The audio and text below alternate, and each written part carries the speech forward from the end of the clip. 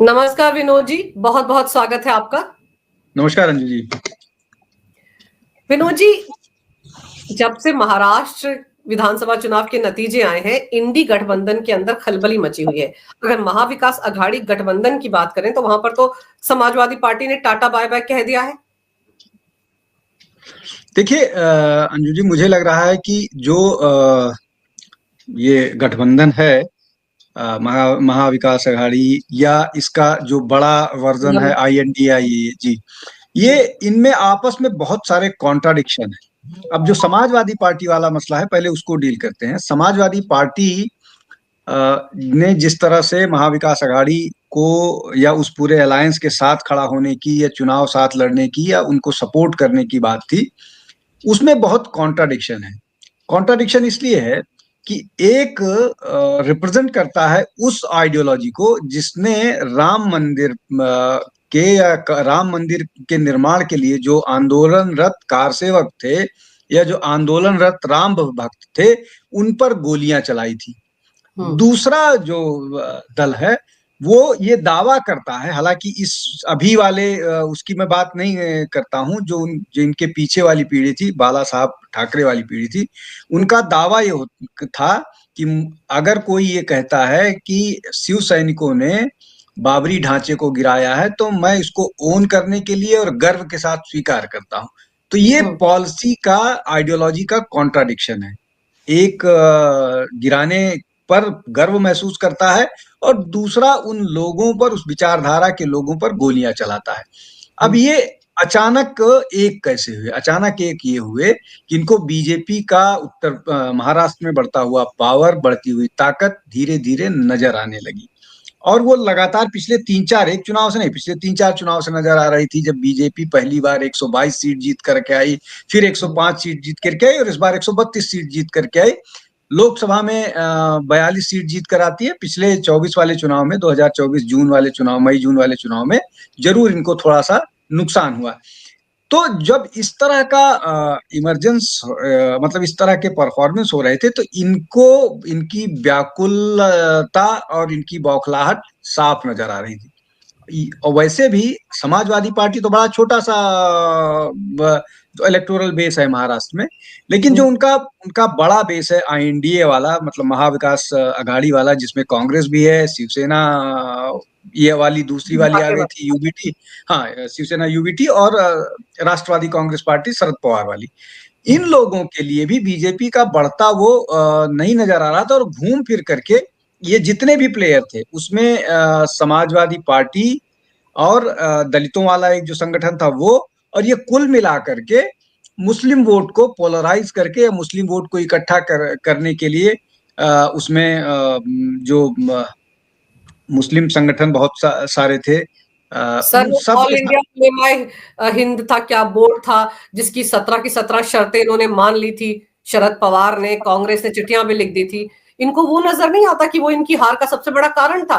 हिंदू इसीलिए एकजुट हुआ जब उनको समझ में आया कि उलेमा बोर्ड की 17 मांगे कितनी खतरनाक है उनके लिए।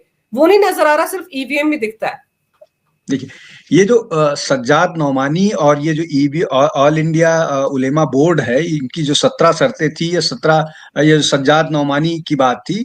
इन लोगों ने अपने स्तर से कोशिश की। और ऐसा नहीं है, देखिए एक बात समझ लीजिए अंजू जी, कि ये जो कह रहे हैं ना कि हम हार गए और EVM का, ऐसा थोड़ी है कि जो मुस्लिम वोट है वो पोलराइज होकर के इनके लिए वोट नहीं किया, इनके लिए खूब वोट किया है। जो कुल सीटें हैं, कुल सीटों में जो मुस्लिम डोमिनेटेड है, मतलब जो मुस्लिम बाहुल्य सीटें कुल मिलाकर के 20 करीब 30-35 के आसपास है, उनमें से सबसे ज्यादा 14 सीटें जो है वो भारतीय जनता पार्टी, जिसमें 20% से ऊपर है। दूसरे नंबर पर अगर कोई सबसे बड़ी पार्टी वर्क कर रहा है, वो शिवसेना है, UBT वाली। तो शिवसेना UBT को अगर 6 सीटें मिली हैं, कुल उनको 20 सीटें मिली हैं, 20 में से 6 सीटें वो हैं जो वो मुस्लिम मुस्लिम बाहुल्य इलाके में है। आप कंपैरिजन कीजिए, मतलब लगभग वन थर्ड सीटें इनको वहां से मिली है जहां मुसलमान 20% से ऊपर था। मतलब ये कि मुसलमानों ने इनको सपोर्ट किया है, मुस्लिम वोट यहां वहां नहीं छटका है।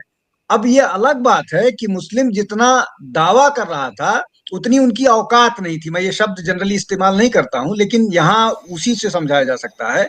जितना बड़ा दावा मुसलमान महाराष्ट्र में क्लेम कर रहा था 10%, 11% पर, मान लीजिए वो 288 में से 35 या 40 सीटों पर 20% के ऊपर हैं भी, तो 20% कहीं से भी प्रभावी नहीं होते हैं। आप जब तक 50% से ऊपर नहीं है, और अगर योगी आदित्यनाथ जैसा नेता होगा तो कंदरकी 62% से 64% सीट भी जीत के ले आ लेगा। तो आप पुराने मुगालते में नहीं रहो कि आप बोल दोगे कि ठाकुर हैं, ब्राह्मण हैं, बनिया हैं, इस तरह से तोड़ दोगे, जाट हैं, गुजर हैं। अब लोगों को आपकी राजनीति, आपका बंटवारा करने की साजिश समझ में आने लगी है, और वही महाराष्ट्र में हुआ। महाराष्ट्र में एकमात्र कारण है, और हरियाणा में मैं गारंटी के साथ कह सकता हूं कि पूरा का पूरा हिंदू वोट जो डिवाइड करने की कोशिश की गई है, उसको हिंदुओं ने अंगूठा दिखाया है। मान चलिए, तो ये उसी का परिणाम है उसमें। जी। पर सर, जो सबसे इंपॉर्टेंट बात आपने कही कि उद्धव ठाकरे की शिवसेना को 6 सीटें जो 20 में से हैं वो उन इलाकों में मिली जो मुस्लिम बहुल इलाके, लेकिन उद्धव ठाकरे तो अब यू टर्न मारने वाले, वो तो फिर से हिंदुत्व की तरफ लौटने वाले। और अगर ऐसा हो जाएगा तो फिर तो जो मतलब उन्होंने बेस बनाया है वोटर्स का मुसलमानों में, वो तो इनसे छिटक जाएंगे। और तब लोकसभा में जो सीटें इन्होंने जीती हैं उनका क्या होगा? क्योंकि आपको याद होगा वक्फ बोर्ड को लेकर जब संशोधन वाला बिल आया था तो इन्होंने वॉकआउट कर दिया था। तो मातोश्री के सामने मुस्लिम लोग इकट्ठा हो गए थे ना, प्रदर्शन किया था ना उन्होंने कि आप हमारी बात क्यों नहीं रख रहे, हम ही ने तो आपको चुनकर भेजा है, हम ही ने तो आपके सांसद बनाए हैं। तो अब क्या होगा? उद्धव ठाकरे तो ना घर के रहे ना घाट के, हिंदुत्व वाले उनको मानेंगे नहीं, हिंदू उनको मानेंगे नहीं, और मुसलमानों से भी जाएंगे अब तो। देखिए, मैं ये बात आजकल, मतलब जब भी मैं इस तरह की चर्चा होती है करता हूं। उद्धव ठाकरे के पास अब कोई ऑप्शन नहीं बचा हुआ है सिवाय इसके कि वो राजनीति से संन्यास ले लें। राजनीति से संन्यास वो इज्जत के साथ ले सकते हैं। एक दूसरा ये कि अगर वो राजनीति से संन्यास ले सकते हैं तो उनके बेटे का जो राजनीतिक भविष्य है वो थोड़ा दिन चल जाएगा या चल जाएगा। तीसरा, उनके पास और कोई ऑप्शन नहीं है सिवाय इसके कि अपनी पार्टी के साथ वो मर्ज कर जाएं जो ओरिजिनल शिवसेना है, और उसमें जो रोल उनको दिया उनके लड़के को, उनको तो कोई रोल मिलना नहीं है, ये तय है। उनके लड़के को जो रोल दिया जाता है पार्टी की तरफ से, उनकी पार्टी की शिवसेना जो है वो जो रोल देती है उस हाँ, शिंदे उनको जो रोल देते हैं वो स्वीकार करें। वहां पर जाकर ये नहीं बताएं कि मैं बाला साहब ठाकरे का ग्रैंडसन हूं। वो मौका बाप बेटे दोनों खो चुके हैं, ये कहने का मौका, इसलिए कि जनता ने आपको नकार दिया है। एक नाथ शिंदे की तो बात छोड़ दी, जनता ने आपको बता दिया है कि शिवसेना जो बाला साहब का था वो एक नाथ शिंदे के साथ है। तो ये तीसरी महत्वपूर्ण बात हो गई। चौथी जो महत्वपूर्ण बात है कि आप अगर इधर चाहोगे भी आना तो आपको अब स्वीकार नहीं किया जाएगा। वहां पर आप और कमजोर होगे, इसलिए कि जो राष्ट्रवादी कांग्रेस पार्टी है उसका सारा का सारा जो पॉलिटिकल मैन्यूवरिंग है, राजनीतिक जो रणनीति है, वो शरद पवार के इर्द गिर्द घूमती है। शरद पवार इस चुनाव के बाद कितना राजनीतिक तौर पर उभर पाएंगे और क्या कर पाएंगे, इसलिए कि एज उनके साइड नहीं है, age is not by his side, तो वो कितना कर पाएंगे। और बिना शरद पवार के उद्धव ठाकरे की क्या हैसियत है, ये सारे मतलब राजनीतिक विश्लेषणकर्ता को, या जो थोड़ी भी राजनीति, जिसको राजनीति की समझ है वो समझ जाएगा। तो उनके पास कोई ऑप्शन नहीं है। जो मैं बात कह रहा हूं जी सर, आप बिल्कुल सही कह रहे हैं कि शरद पवार ही थे तो जो कांग्रेस को मना कर लाए थे कि उद्धव ठाकरे को सीएम बना दो, वरना कांग्रेस तो नहीं आने वाली थी उद्धव ठाकरे के साथ उस वक्त 2019 में जब पूरा रायता फैलाया था उन्होंने। लेकिन एक चीज और है, अब तो सर ये भी समझ में आ गया है ना लोगों को कि असली एनसीपी कौन है। अजीत पवार को जिस तरह से लोगों ने वोट दी उससे ये भी क्लियर हो गया, शिंदे भी असली शिवसेना है और अजीत पवार की एनसीपी भी असली एनसीपी है। पर यहाँ पर एक चीज और है, आप देखिए, आप तो कह रहे हैं कि शिंदे शिवसेना के साथ मिल जाएं, लेकिन यहाँ आदित्य ठाकरे के तेवर देखिए। किस तरह से वो विधानसभा के बाहर खड़े होकर कह रहे थे कि हम तो शपथ नहीं लेंगे क्योंकि ये तो ईवीएम में गड़बड़ी करके जीती हुई सरकार है। कहाँ जश्न दिख रहा है बीजेपी की जीत का या महायुति की जीत का? अगर देवेंद्र फडणवीस इतने लोकप्रिय होते तो जितना भी जश्न जगह जगह होता वो हमको भी दिखता। वो तो ऐसी बचकानी बातें कर रहे हैं सर। देखिए, इसमें दो चीज समझिए। एक तो ये कि आदित्य ठाकरे, वो एक कहावत है ना, हींग खत्म हो जाती है उसकी महक नहीं जाती, तो वो उसी माइंडसेट में जी रहे हैं। उनको ये लग रहा है कि वो अभी भी जैसा बाला साहब ठाकरे आदेश देते थे वैसा हो जाएगा। वो अपना चुनाव हारते हारते जीते हैं। इसको वो, हाँ, वो इसको वो नहीं समझ पा रहे हैं। एक बात ये हो गई। सर उनको तो चाचा राज ठाकरे बचा कर ले गए। हाँ बिल्कुल, चाचा राज ठाकरे नहीं बचाए होते तो वो चुनाव हार गए होते। तो एक तो ये फैक्टर हो गया। दूसरा ये कि आप शपथ नहीं लेंगे और शपथ लेकर के चुपचाप आप घर बैठे रहेंगे, उससे आप अचीव क्या कीजिएगा? ये राजनीतिक तौर पर बहुत बेवकूफी वाला निर्णय है, बहुत बेवकूफी वाला निर्णय है, अगर आप इससे पॉलिटिकल माइलेज की भी कोशिश कर रहे हैं तो। दूसरी बात ये। अब तीसरी बात ये है कि आपको ये लग रहा है कि ऐसा कुछ सरकार ने किया है और इलेक्शन ने किया है, तो मतलब इलेक्शन कमीशन ने या सरकार ने कुछ इस तरह का किया है, तो आप चुनाव का रिजल्ट आए इतना दिन हो गया, आप अभी तक सो रहे हैं, कर क्या रहे हैं? इस पर क्या क्या विरोध प्रदर्शन या क्या आपकी रणनीति है? सर सीधे कोर्ट जाइए ना, सबूत अगर आपके पास है। बिल्कुल। तो आपके पास कोई रणनीति नहीं है। आप सीधे तौर पर एक दो मीडिया बाइट्स के लिए इस तरह की चीजें कर रहे हैं। इससे कुछ भी अचीव नहीं हो सकता है। राजनीतिक लड़ाई न इस तरह से लड़ी जाती है, न राजनीतिक लड़ाई इस तरह से जीती जाती है।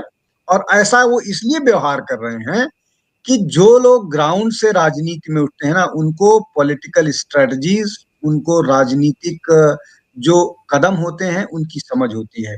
ये सीधे पैराशूट से आए हुए नेता हैं। ये चुनाव लड़े इसलिए जीत गए कि बाला साहब ठाकरे के ग्रैंडसन हैं, उद्धव ठाकरे के पुत्र हैं, इस शिवसेना के जो नेता है, बड़े नेता हैं, उनके परिवार संबंधी।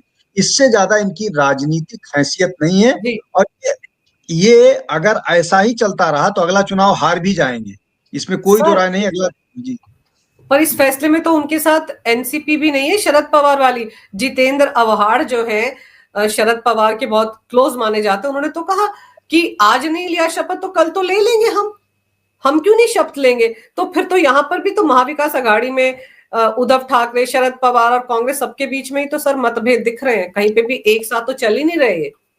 देखिए बहुत सारा कॉन्ट्राडिक्शन है। ये एक पक्ष हो गया, वो एक शपथ लेंगे। दूसरा, शिवसेना क्या करेगी, एनसीपी पूरी तरह से चुप्पी साधे हुए। इसमें एक और आप बात समझ लीजिए, जो जिस बात को लेकर के समाजवादी पार्टी के अबू आजमी विरोध कर रहे हैं कि ये हिंदुत्व के एजेंडे की बात कर रही है शिवसेना, वो जो प्रचार, जो एड निकाला है शिवसेना ने, उस पर कांग्रेस भी अनकंफर्टेबल होगी। कांग्रेस कहां से कंफर्टेबल होगी? कांग्रेस तो अभी कल की मेरे पास जो जानकारी है उस दृष्टि से वो ये जो पूरा वक्फ और इन सब मामला है, इस मामले को लेकर के वो जन जागरण जैसा कुछ करने का की योजना बना रहे हैं। जी, तो ये सारे कॉन्ट्राडिक्शन तीनों के आपस में ही हैं। तो इससे कैसे निपटेंगे, क्या करेंगे, ये धीरे धीरे देखिएगा और एक्सपोज होंगे। इनके पास और कोई चारा नहीं बचा है। ये इसी तरह से लड़ते रहेंगे, अपने आप को एक्सपोज कराते रहेंगे। उसमें जैसा मैंने बताया कि अल्टीमेटली यही हो। जो शिवसेना के सांसद और एमएलए हैं वो पहले ही उद्धव ठाकरे को धमकी दे चुके हैं कि आप एक तो हिंदुत्व वाले एजेंडा पर वापस आइए। जो 9 के 9 सांसद हैं उन्होंने बोला है कि हम एनडीए के साथ जाना चाहते हैं, और ये नहीं जाएंगे तो 9 के 9 सीधे छोड़ के चले जाएंगे। 20 में से 14 ऑलरेडी धमकी दे चुके हैं। तो अगर ये 6 अलग रहना चाह रहे हैं, नहीं शपथ लेना चाह रहे हैं, तो वो 14 इनके साथ चले जाएंगे। भाई 20 में से 14 छोड़ के चले गए। एक ठाकरे परिवार के आदित्य ठाकरे हो गए, 5 बचे, वो थोड़े दिन इंतजार करेंगे, उसके बाद वो भी चले जाएंगे। तो इनके ये बड़ी खराब स्थिति में है। इनके राजनीतिक दल के लोग क्या करेंगे, कैसे करेंगे, ये धीरे धीरे महीने 2 महीने में आएगा। और ऐसी ही स्थिति, कमोवेश ऐसी ही स्थिति जो दूसरा वाला है, जो मतलब शरद पवार वाला खेमा है राष्ट्रवादी कांग्रेस पार्टी का, उसके भी नेताओं का ही कहना है, एमपी और एमएलए सब, वहां भी एक का परिवार का मामला है। वहां बारामती की सांसद सुप्रिया सूले को छोड़ करके बाकी सब में डिसअपॉइंटमेंट है, बाकी सब में नाराजगी है। जी। और सर वहां पर भी ये तो खबरें आ ही रही है ना कि अजीत पवार से बहुत सारे सांसद जो शरद पवार वाली पार्टी के हैं वो मिल ही रहे हैं, मुलाकातें कर रहे हैं, वो भी पाला बदलने की फिराक में है। पर एक चीज और, राज ठाकरे को सर आप इस पूरे चुनाव में कैसे देखेंगे? क्योंकि जो 20 सीटें जीत कर आए हैं उद्धव ठाकरे, इनमें 10 सीटें तो ऐसी हैं जहां पर राज ठाकरे ने अपने उम्मीदवार उतारे और नुकसान पहुंचाया महायुति को। राज ठाकरे के साथ कम से कम एक चीज स्पष्ट है कि वो आइडियोलॉजिकली हिंदुत्व के साइड है। वो आइडियोलॉजिकली कांग्रेस के साथ नहीं है या राष्ट्रवादी कांग्रेस के पार्टी के साथ नहीं है, ये स्पष्ट है। अब इसमें नुकसान के तौर पर अगर ये कहा जाए, जो सामने स्पष्ट दिख रहा है कि उनका बेटा चुनाव हार गया, तो वो महायुति के साथ कैसे हो सकते हैं? तो मुझे लगता है कि अभी उनके लिए कोई रोल इस तरह का था या कोई इस तरह की स्थिति हो सकती है जहां पर वो बैलेंस करने की कोशिश कर रहे हों। क्योंकि अभी उन्होंने कह दिया है कि वो महायुति को बाहर से समर्थन देंगे। समर्थन क्या देंगे? एक भी विधायक नहीं आया। तब देवेंद्र फडणवीस ने स्टेटमेंट भी दिया है कि हम जो लोकल बॉडीज के चुनाव होने जा रहे हैं उसमें देखेंगे उनकी भूमिका क्या रहेगी, ये भी बोला है। एग्जैक्टली, हाँ, यही यही यही मसला है। देखिए, कुल मिलाकर के असली मसला तो ये है कि जो शिवसेना और शिवसेना के ब्रेक अवे ग्रुप्स हैं, चाहे वो राज ठाकरे वाला ग्रुप है, इनका मेन फोकस होता था बॉम्बे और थाने का, मुंबई और थाने का, वो और बीएमसी होता है जो सबसे बड़ा, जहां से इनकी राजनीति की शुरुआत हुई। तो ये कोशिश करते हैं कि वहां पर कुछ इनको मिलता रहे, लेकिन जो मोटी बात है वो राज ठाकरे को लेकर के यही है कि वो हिंदुत्व वाली आइडियोलॉजी के साथ हैं। और जब इतना चुनाव में ह्यूमिलिएट, मतलब आप इसको ह्यूमिलिएट ही कहेंगे, ह्यूमिलिएट होने के बाद भी वो कह रहे हैं कि नहीं वो महायुति के साथ हैं, इसका मतलब ये है कि उनका आइडियोलॉजिकल स्टैंड क्लियर है कि वो हिंदुत्व वाली जो बीजेपी की आइडियोलॉजी है, महायुति की आइडियोलॉजी है, उसके साथ खड़े हैं। चलिए ये मान लेते हैं कि महाराष्ट्र में तो ये सब कुछ हो रहा है महाविकास आघाड़ी गठबंधन में, लेकिन आप दिल्ली में देखिए, दोनों भाई बहन अडानी और मोदी को लेकर जो धरना प्रदर्शन कर रहे थे शुक्रवार को, उसमें भी समाजवादी पार्टी उनके साथ नहीं थी, डीएमके उनके साथ नहीं था। और यहां तक आरोप लगाए गए कि भाई वो खुद ही बैठकर स्ट्रेटेजी बना लेते हैं, पूरे इंडी गठबंधन को साथ में नहीं लेते। और फिर ममता बनर्जी भी अब कह रही हैं कि वो इंडी गठबंधन की अगुवाई करना चाहती हैं। तो यहां पर भी तो सेहत ठीक नहीं है इस इंडी गठबंधन की। देखिए, इंडी गठबंधन की जो सेहत है वो दूसरी बैठक से ही ठीक नहीं है। दूसरी बैठक जो बेंगलोर में हुई थी, वहां पर वो तुरंत कर्नाटक का विधानसभा चुनाव जीतने के बाद वो हुआ था। तो कांग्रेस को वहां के बाद ये लगने लगा था कि शायद वो अब इस INDI अलायंस है, इसको लीड करेंगे और सारे डिसीजंस वो लेंगे, बाकी सारे लोगों को फॉलो करना पड़ेगा। लेकिन शायद जो राहुल गांधी के आसपास या खड़गे साहब के आसपास जो स्ट्रेटजी बनाने वाले लोग हैं, उनको बहुत सारी चीजें समझ में नहीं आती है या उनको ग्राउंड रियलिटी मालूम नहीं है। अब राहुल गांधी की जिस तरह से पॉलिटिकल जो उनके डिसीजंस हैं या जिस तरह की पॉलिटिक्स की वो बात करते हैं, वो बड़ी मैच्योरिस्ट सी लगती है। उसका मैं आपको कारण बताता हूँ। देखिए, आप राजनीति जब करते हैं तो इशू बेस्ड राजनीति होनी चाहिए, इशू पर आप राजनीति कीजिए तो लोगों को स्वीकार्य होता है। जब आप एक ही चीज को बार बार रिपीट करने लगिएगा तो आपको लगता है कि आप किसी एजेंडा के तहत काम कर रहे हैं, और अब ऐसा लगने लगा है कि आपका जो एजेंडा है वो कोई और आपको फीड कर रहा है। हाँ। वो उसी तरह का लग रहा है। अभी जिस तरह से 3-4 दिन पहले बीजेपी के जो प्रवक्ता हैं, उन्होंने सोरोस और एक वो जो ऑर्गेनाइजेशन था उसका नाम मुझे ध्यान नहीं आ रहा है, वो ऑर्गेनाइजेशन और राहुल गांधी के लिंक की बात की जा रही है। उसमें सीधे सीधे पार्लियामेंट के फ्लोर पर अगर संबित पात्रा ये कह रहे हैं कि जिस तरह की गतिविधि में राहुल गांधी इन्वॉल्व हैं, वो किसी, मतलब उन्होंने कोट अनकोट ट्रेटर शब्द इस्तेमाल किया है। हाँ। तो भाई सबसे पहले आप एक्सप्लेन कीजिए कि आप पर जो आरोप लग रहा है, आप दूसरों पर आरोप लगाएं, दूसरा जवाब दे। आप पर आरोप लगाएं तो आप उसका जवाब नहीं दीजिएगा, ऐसे नहीं चलेगा। और ये 1947 भी नहीं है जब गांधी जी आकर बोल देंगे कि नेहरू नेता हैं और सब आंख बंद करके स्वीकार कर लेंगे। अब आपको प्रश्न के जवाब देने पड़ेंगे। आपकी पार्टी में कोई नहीं स्वीकार करेगा, लेकिन बाहर के लोग आप पर प्रश्न करेंगे, आपको जवाब देना पड़ेगा, और आपके पास जवाब अब तक नहीं है। आप पर 2 बड़े प्रश्न चिन्ह लगे हैं। पहला ये कि आप भारत में डिस्टेबिलिटी लाने के लिए बाहर की ताकतों पे सोरोस जो खुल करके प्रेस कॉन्फ्रेंस में ये कहता है कि मुझे मोदी को हटाना है, किसी भी बाहर के बिजनेसमैन को भारत के प्रधानमंत्री को हटाने में क्या इंटरेस्ट हो सकता है? क्या इंटरेस्ट हो सकता है किसी बाहर के बिजनेसमैन को भारत के प्रधानमंत्री बिल्कुल। होने में? और वो नेता प्रतिपक्ष के साथ, वो नेता प्रतिपक्ष या देश की सबसे बड़ी अपोजिशन पार्टी के सबसे बड़े नेता के साथ बैठकें करता है। हाँ, इल्हान उमर जो भारत के जो जम्मू और कश्मीर है उसके बारे में विवादित बात करती हैं, उससे भारत का नेता प्रतिपक्ष जाकर के मिलता है, वही मीटिंगें बात है। करता है। इन प्रश्नों के जवाब आपको देने पड़ेंगे। दूसरा प्रश्न है कि सिटीजनशिप को लेकर के अभी तक कोई प्रश्न नहीं होता था। इलाहाबाद हाई कोर्ट ने होम मिनिस्ट्री को इस मामले में जवाब देने को बोला है। हाँ, केस अब तक खारिज हो जाता था, इस तरह के मामले में केस खारिज नहीं हुआ है। तो दो बहुत बड़े आरोप इस देश में नेता प्रतिपक्ष पर लगे हैं और दोनों पर चुप्पी साध करके आप अपने देश के बड़े इंडस्ट्री को, जो इस देश का मल्टीनेशनल इंडस्ट्री बन रहा है, उसके फुटप्रिंट्स, उसके इन्वेस्टमेंट न केवल यूरोप में, सेंट्रल एशिया में, अफ्रीका तक फैल रहा है, उसको आप लगातार डैमेज कर रहे हो। इसके अंजू जी मुझे 1 मिनट टाइम दीजिए, इसको जी, समझना बहुत जरूरी है। देखिए, जी, इस आप अडानी को अटैक कर रहे हैं और अडानी को अटैक बिना किसी आपके पास कोई इस तरह का प्रमाण या इस तरह की बात नहीं है जो आप कह पाए, उससे आप नुकसान क्या कर रहे हैं? पहला, आप जो भारत का प्रधानमंत्री या भारत सरकार ये कह रही है कि हम इस देश को बहुत जल्द विश्व की तीसरी बड़ी अर्थव्यवस्था बनाएंगे, एक उसको आप डैमेज कर रहे हैं। दूसरा, पूरे देश वर्ल्ड ओवर अडानी के कारण इन्वेस्टमेंट बढ़ रहा है, तो उसमें अगर इंडियन एमएनसी कोई बन रही है तो उसमें सबसे ज्यादा नौकरी पाने वाला कौन व्यक्ति होगा?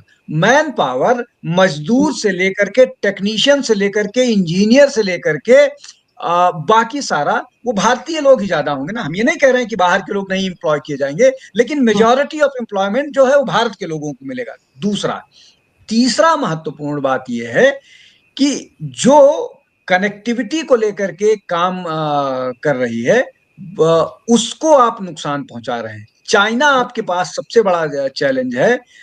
जो कॉरिडोर जो बना रहा है वो पाकिस्तान से होकर के, उसके जवाब में हाइफा से होकर के जो G20 सबमिट हुआ था, वो वाया हाइफा और सेंट्रल एशिया होते हुए यूरोप तक एक कॉरिडोर बनना था जो देश की इकोनॉमी में बड़ा कंट्रीब्यूशन कर सकता था और जी। चाइना की जो बढ़ती हुई वो है उसको नुकसान पहुंचाता था। आप चाइना को मदद करते हुए नजर आ रहे हैं, ये सबसे बड़ी बात है। इन प्रश्नों के भी जवाब राहुल गांधी को देने पड़ेंगे और ये प्रश्न उनसे पूछे जा रहे हैं। जी सर, पूछे जा रहे हैं, लेकिन उसकी एवज में देखिए ना, भाई बहन नए ड्रामा कर लेते हैं, पोस्टर्स निकाल लेते हैं, जैकेट पर लगा लेते हैं स्टिकर्स, सिर्फ मोदी अडानी को ही मतलब कि दोस्त बताकर कि सेफ है, दोनों साथ साथ है। इससे क्या मिलेगा? इसका मतलब ये है कि विपक्ष के पास आज की तारीख में कोई मुद्दे ही नहीं है। और ममता बनर्जी ने अलग से आंखें दिखानी शुरू कर दी है, अखिलेश अलग से आंखें दिखा रहे हैं। सर, आपको आज की तारीख में क्या भविष्य लगता है इस इंडी गठबंधन का, महाराष्ट्र के हालात को देखकर और जिस तरह से अब खिचड़ी भाई बहन ही पका रहे हैं? आपको लगता है कि अखिलेश और ममता अलग से कोई थर्ड फ्रंट बनाने की फिराक में? बिल्कुल। एक एक जल्दी से छोटी सी बात करके फिर थर्ड फ्रंट पे आता हूँ। देखिए, ये इंडस्ट्रीज को इनकी आलोचना करना, इनके पास ये एक्सपोज हो चुके हैं। भाई, गांधी जी बिड़ला हाउस में गांधी जी की वो हुई थी। गांधी जी ग्राम स्वराज की बात करते थे, उनको जाकर के गांव में रहना चाहिए था या हरिजन बस्ती में जाकर के रहना चाहिए था। वो बिड़ला के राजमहल में क्यों रहते थे? और बिड़ला के परिवार से जुड़े हुए लोगों को कांग्रेस ने कितनी बार राज्यसभा दिया है, इसका जवाब राहुल गांधी दे दें तब आते हैं। अब आपके मूल प्रश्न पर आते हैं। देखिए, आप ये समझिए कि जो जो लोग भी, आप चाहे ममता बनर्जी की बात कीजिए, अखिलेश की बात कीजिए, या डीएमके के नेता स्टालिन की बात कीजिए, जो या झारखंड मुक्ति मोर्चा की बात कीजिए, ये जो भी लोग हैं, ये अपने अपने क्षेत्र में पावरफुल लोग हैं और कांग्रेस की निर्भरता इन पर है। कांग्रेस को जो उत्तर प्रदेश में 6 सीटें मिली हैं, उसमें समाजवादी पार्टी की बड़ी भूमिका है। झारखंड में जो 16 सीटें अभी विधानसभा में मिली है, तो झारखंड मुक्ति मोर्चा के कारण मिली है, और जो वहां घुसपैठिए हैं बांग्लादेशी उनके कारण मिली है। तो उसमें उसमें कांग्रेस के किसी नेता का या किसी उसकी भूमिका नहीं है। उसका सबसे बड़ा उदाहरण ये है कि जो ट्राइबल नेता के बारे में वहां के कांग्रेस के एक नेता ने इतना भद्दा बयान दिया था, या वो जो गुलाम अहमद मीर है उसने बोला था कि हम घुसपैठियों को भी सिलेंडर में छूट देंगे, उसके बाद भी कांग्रेस वहां झारखंड मुक्ति मोर्चा और कांग्रेस जीत करके आई। ये बताता है कि वहां घुसपैठियों का पूरा प्रभाव हो गया है। स्टालिन का भी वही हाल है, स्टालिन भी वहां पर अपने वो करते हैं, ये उसकी उनकी मर्जी पर है। पश्चिम बंगाल में तो है ही नहीं है कांग्रेस कहीं पर, साफ है पूरी तरह से। पश्चिम बंगाल में विपक्ष में भारतीय जनता पार्टी है। तो ये जो भी इनको इस लोकसभा चुनाव में जो सीटें मिली हैं, उसमें आप दो बड़े प्रदेशों का जोड़ लीजिए, 13 और 6, 13 और 6 ये लगभग हो गए 20 के आसपास, और छुटपुट यहाँ वहां से जोड़ लीजिए, झारखंड का जोड़ लीजिए, कुछ तरह से आप जोड़ लीजिए। तो अगर अगर ये जो फेक चुनाव के समय नैरेटिव फैलाया गया था कि संविधान बदल दिया जाएगा और ये हो जाएगा, उस सब फैलाने के बावजूद इनको कुल मिलाकर के 25-30 सीट्स का फायदा हुआ है। अदरवाइज ये अगर अपने पुराने बिना झूठ वाले उस पर लड़ते, तो जो इनका अपना वो है घूम फिर कर वो 40 से 60 के बीच में ये सीमित रहते, और यही इनका नंबर है, और ये फिर उसी पर लौट के जाएंगे।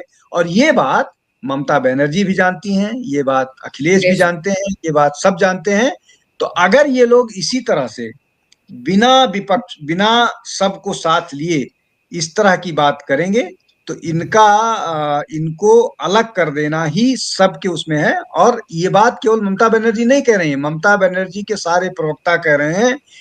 उनको आप इसको कल्याण बनर्जी बोल, आप इसको इस तरह से भी देखिए कि जो राहुल गांधी नेता प्रतिपक्ष के तौर पर संसद में बयानबाजी करते हैं, वो पूरे के पूरे अलायंस को एम्बैरस करती है।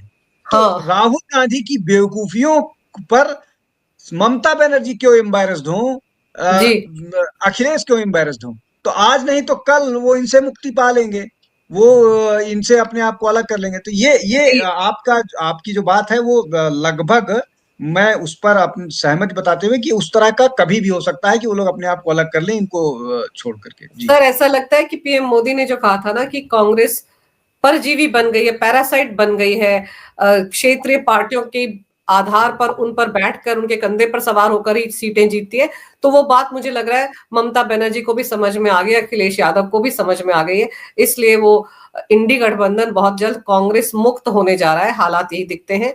और महाविकास अघाड़ी गठबंधन में भी इसीलिए उथल पुथल मची हुई है। सर, आपने इस विषय पर विस्तार से जानकारी दी मेरे दर्शकों को, आपका बहुत बहुत धन्यवाद। नमस्कार। भारत माता की जय हो। वंदे मातरम और जय श्री राम।